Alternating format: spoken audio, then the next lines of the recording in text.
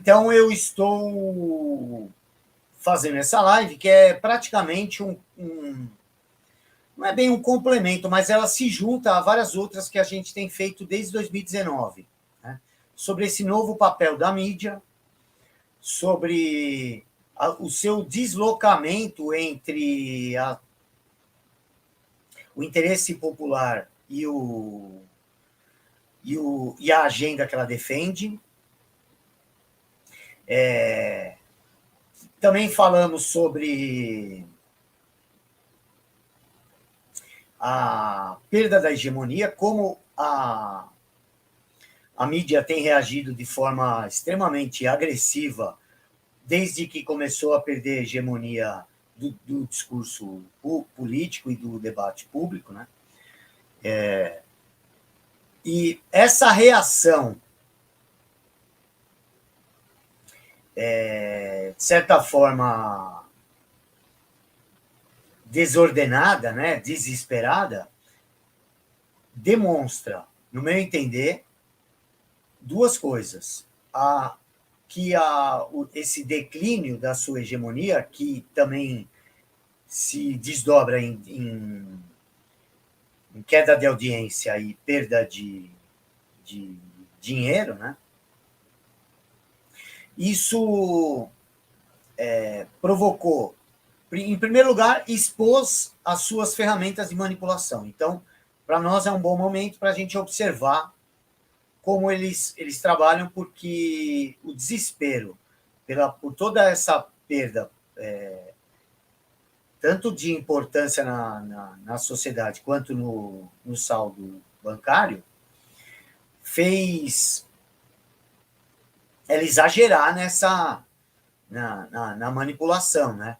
Abandonou completamente aquela sutileza que era utilizada antes e partiu para o ataque total àqueles que ela considera seus inimigos, porque são adversários, seja no campo da transmissão de informação, quanto no campo da verba publicitária, né? Então, como ela não pode se indispor com as big techs, porque ela já está subordinada a elas, a grande mídia atira nas redes sociais, nos aplicativos de mensagens e na mídia independente que desponta. Não é à toa que a gente vê eles praticamente comemorando o que está acontecendo com o Alan dos Santos, né? Então, concorda que isso expôs o seu método, sua mentalidade e sua natureza totalitária, que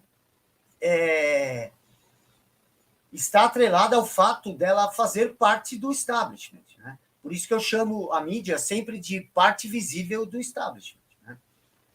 E é por isso que ela merece observação, às vezes até mais. Ela nem talvez tenha mais tanta representatividade como já teve, embora ainda seja grande, mas ela merece atenção até mais por ser uma espécie de termômetro do restante das coisas, né? Tá? Voltando aqui. Então, é bom fazer um panorama de como está, né, falar hoje sobre o poder da mídia, né, chover no molhado, né?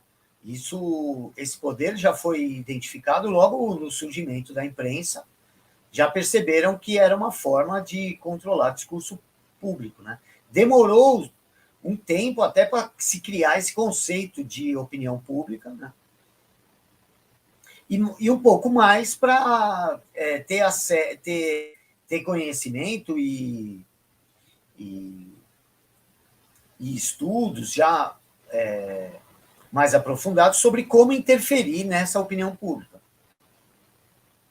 Eu indico sempre o livro da Elizabeth Noelle Neumann.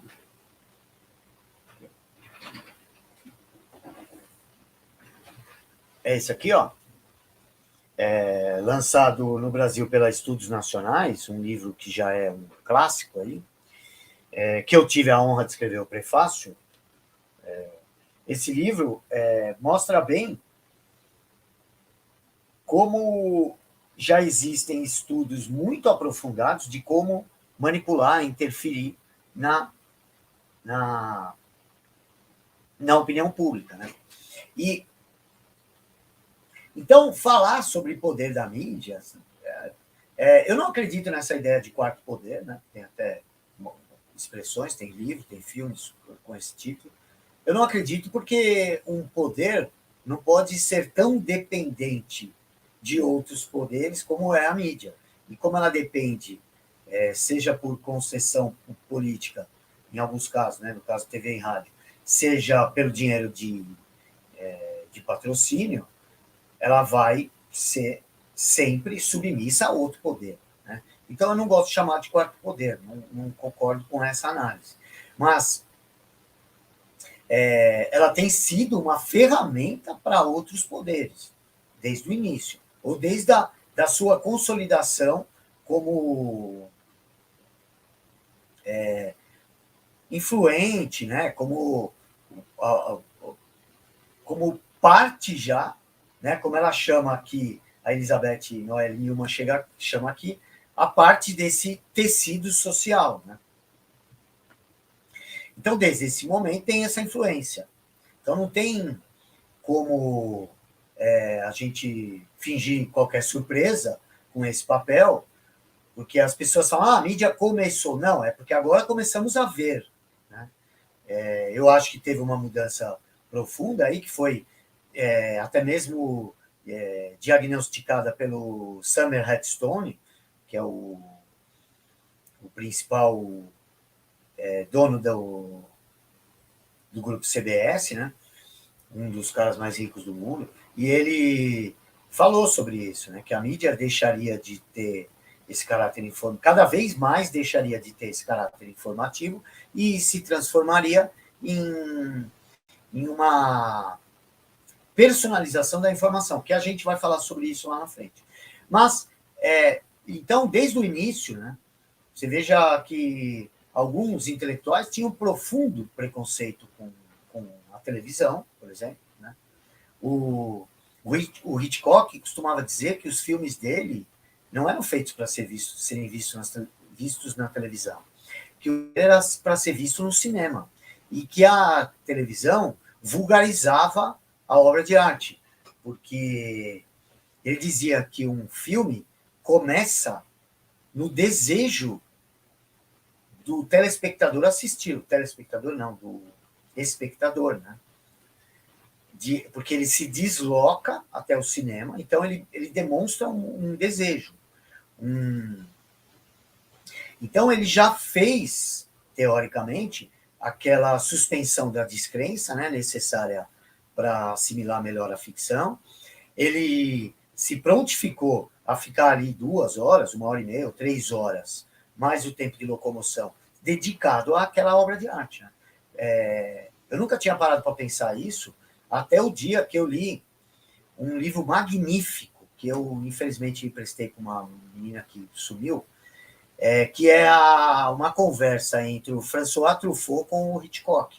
E eles conversam bastante sobre essa coisa da mídia de massa. É muito interessante esse livro e pena que até faz tempo que eu não vejo, não sei se tem uma edição nova. Eu gostaria até de comprar se tiver uma edição nova, porque a usada era muito cara, estava muito raro e a última vez que eu olhei era inviável. Mas eu tenho ele em PDF e tudo mais. Eu queria esse livro, porque foi um livro que mudou minha forma de pensar sobre a mídia de massa. Então, chama François Truffaut, Entrevista a Hitchcock, é uma coisa assim. Então, procurem esse livro, vocês vão ver. E o próprio inventor da televisão, né? Um dos inventores lá, não sei se foi o tubo ou de uma das partes da televisão, falou que a melhor parte do invento dele era o botão de desligar. Né? É claro que isso é uma ironia, mas ele mostrou-se bem decepcionado com o rumo que a invenção dele teve. Então, porque rapidamente ele já é de mídia de massa, que lentamente ela foi abandonando a ideia de informar, foi se associando e se poluindo cada vez mais com o entretenimento, e dessa forma ele se rebaixou, e foi se acumulando, como nós vamos ver. Eu separei aqui no meu secretário facetário aqui do meu notebook velho, eu coloquei aqui uma coisa de uma pesquisa que eu estou fazendo sobre os donos hoje dos grandes grupos de mídia, que vai para um artigo dessa semana lá no BSN. E eu esqueci de avisar também que quem participar da aula, os alunos da aula de segunda-feira, vão ter acesso a esses 3 textos que eu escrevi que dão origem ao conteúdo da live de hoje. São 3 artigos publicados no BSN. Um já foi publicado, o segundo ainda não foi publicado, deve ser publicado na semana que vem, e o terceiro eu devo entregar no fim de semana, e ele vai ser publicado na sequência. Mas quem for aluno lá do curso vai ter acesso, porque ele é um complemento, a aula vai ser um complemento dessa live e desses textos, tentando juntar todos os outros materiais que eu fiz a respeito dessa questão aí da mídia de massa, tá? Né? Então, quem já trabalhou em mídia, eu trabalhei tanto no campo da agência de publicidade, no anunciante, e trabalhei em veículo de comunicação, seja veículo dirigido, veículo científico, e trabalhei também em trabalhei em jornal diário. E a gente sabe que o que ditou o discurso de independência da redação quem paga a conta escolhe o prato. Então, você nunca vai ver coisas que desagradem o ambiente, a não ser que seja inevitável falar naquele assunto. E mesmo assim, eles vão colocar as tintas conforme seja melhor para o seu anunciante, que é o seu financiador. É por isso que eu disse, é um poder submisso ao outro. Né? E aí o que aconteceu? Né? Durante muito tempo, por causa até da concentração, que aqui no Brasil a gente nem fala em concentração, porque nasceu concentrada a mídia, né? Nunca passou de mais de 20 famílias controlando os principais veículos de comunicação no Brasil. E na mídia internacional, isso houve um afunilamento gigantesco nas últimas décadas, né? Porque os Estados Unidos chegaram a ter 500 empresas de comunicação competitivas, né? Só que eram mais regionais. Só que essa concentração levou os grupos a cerca de 50, uma vez que eu vi, e quando a gente for olhar agora os donos da mídia, aí, que a gente já vai falar sobre isso, vocês vão ver que se resume a muito menos grupos, né, e que pertencem aos mesmos donos, por meio desse artifício dos fundos de investimento que a gente já falou.